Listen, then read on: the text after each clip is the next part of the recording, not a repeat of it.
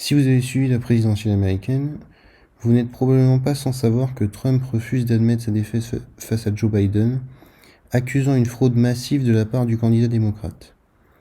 Il ne reconnaît donc pas les résultats qui ont été annoncés par ce qu'il appelle les médias fake news, incluant même son amour de toujours, la chaîne Fox News. Alors, on ne va pas revenir sur l'accusation que le résultat n'est pas valable parce que ce sont les médias qui l'ont annoncé.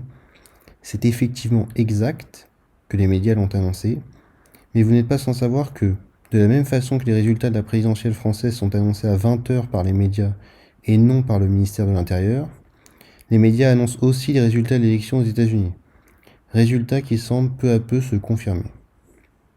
Alors, bien entendu, le vote des grands électeurs n'a pas encore eu lieu, mais si vous avez regardé ma première vidéo sur la politique américaine, vous n'êtes pas sans savoir que les changements de vote des grands électeurs sont rares et que la Cour suprême a même tranché sur le sujet des grands électeurs dits déloyaux.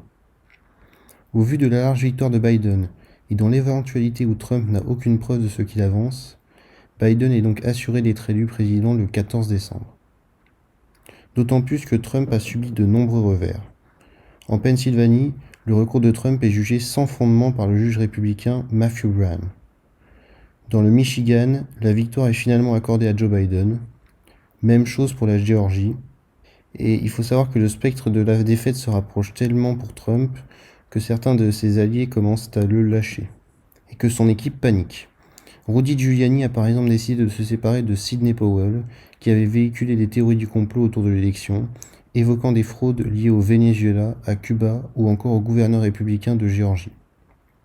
Mais la vraie bombe vient de Donald Trump lui-même, puisqu'il a tweeté « Je veux remercier Emily Murphy de la GSA, Administration des Services Généraux, pour son dévouement inébranlable et sa loyauté envers notre pays. Elle a été harcelée, menacée et maltraitée, et je ne veux pas voir ça lui arriver à elle, sa famille ou les employés de la GSA. Notre dossier va fortement continuer. Nous allons continuer notre lutte et je pense que nous vaincrons. Néanmoins, dans l'intérêt du pays, je recommande à Emily et son équipe de tout faire en ce qui concerne les protocoles initiaux. Et j'ai dit à mon équipe de faire de même. » Comme vous l'avez compris, Trump admet sa défaite à demi-mot. Ou en tout cas, il admet enfin que la victoire de Joe Biden est une possibilité.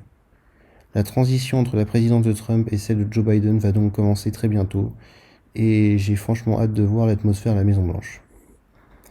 Dans tous les cas, Joe Biden ne semble pas avoir attendu cette annonce pour révéler les premiers noms de son futur gouvernement.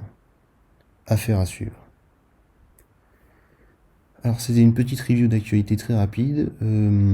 Si cette vidéo vous intéressait, n'oubliez pas de vous abonner et de liker et de commenter. Ça aide à phagocyter l'algorithme. Sur ce, à la prochaine.